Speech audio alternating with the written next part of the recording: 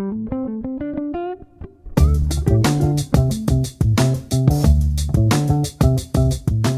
guys, I'm Bobby Rio, this is Rob Judge, and we've got a very important video for you today because we want to get to the heart of the matter.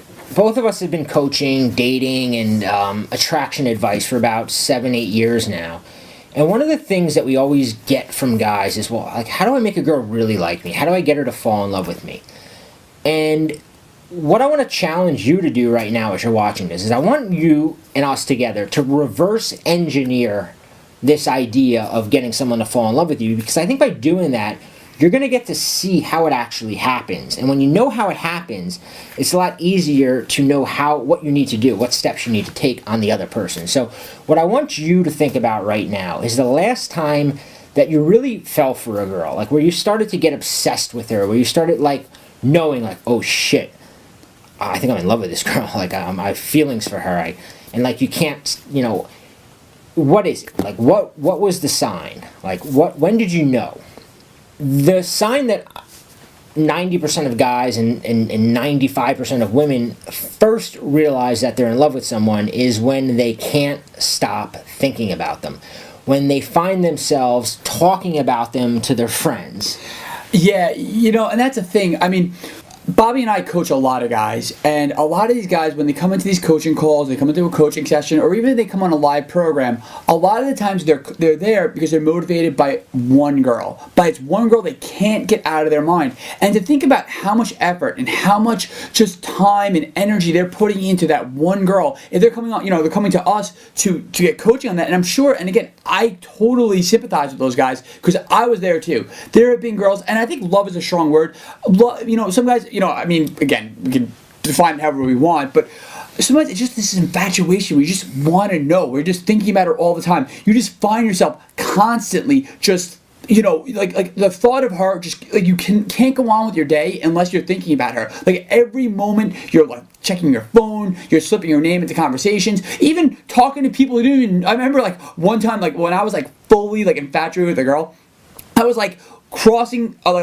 First Avenue next to some old lady, and I somehow ended up in a conversation talking about the girl I was infatuated with. It's amazing how their name and just the thought of them just slips into, it kind of permeates into your entire life. Yeah, you know what it is the first ingredient of love, and this is very important to understand, is to create this psychic tension in the other person's mind. And what I mean by psychic tension is it's a tension.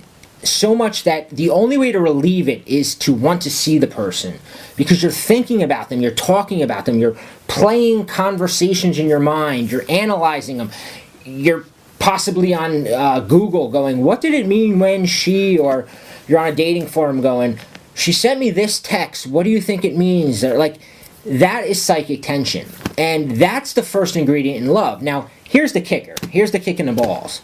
The kick in the balls is that most guys do everything to relieve that tension as quickly as possible in her mind. Because as a guy, our natural philosophy is, I need to let her know. I need to give her certainty. She needs to know how I feel. She needs to know that, like, this is real.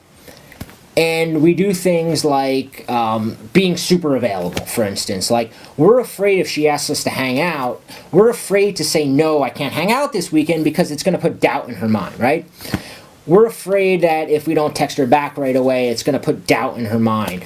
We're like afraid that if she says something we disagree with, we're afraid to go, that's not true, like, because it'll put doubt in her mind.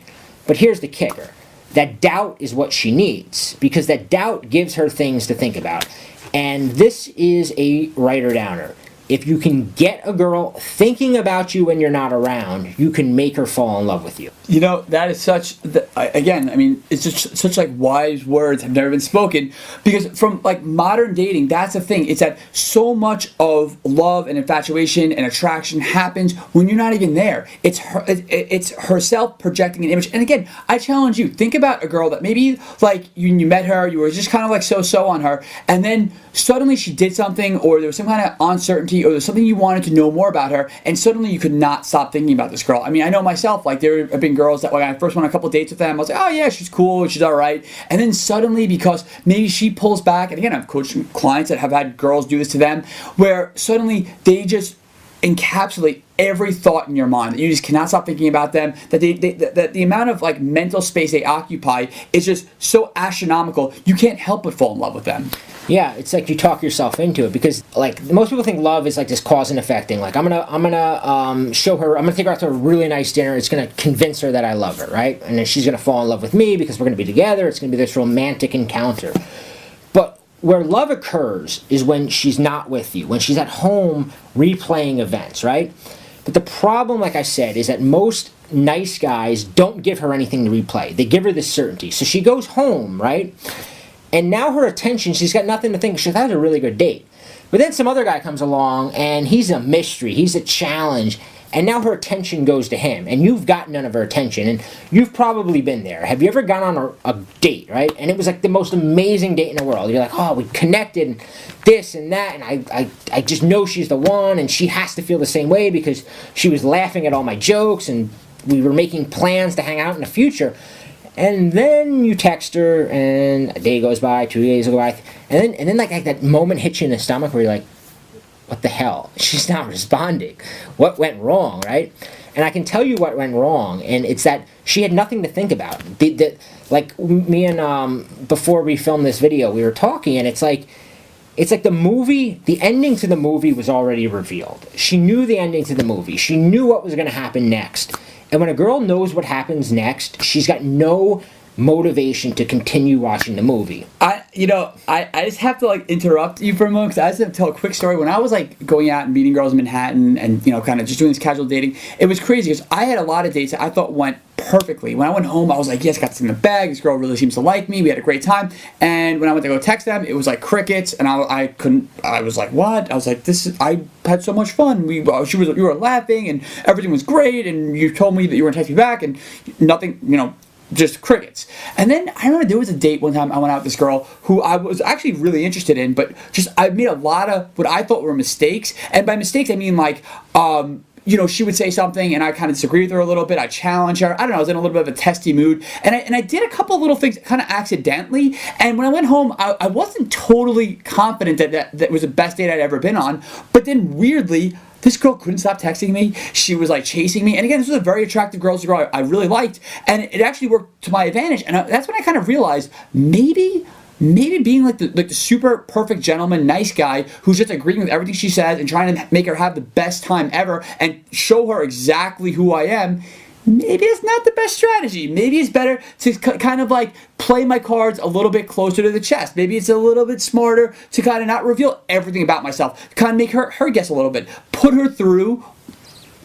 Spoiler alert. Yeah, the scrambler. You may or may not have heard of Robert I talk about the scrambler. And to give you a little background on it, because if you've watched our videos, you know we've talked about it, and how it kind of formulated was a few years back, Rob and I had both, we kind of hit our breaking point, and we're like, something here, like we're both really good at teaching guys. A guy can come to us, they pay Rob obscene amounts of money to go out on the weekend with him, and he gets these guys talking to girls. He has students bringing girls home the same night, like girls way out of their like league, quote unquote.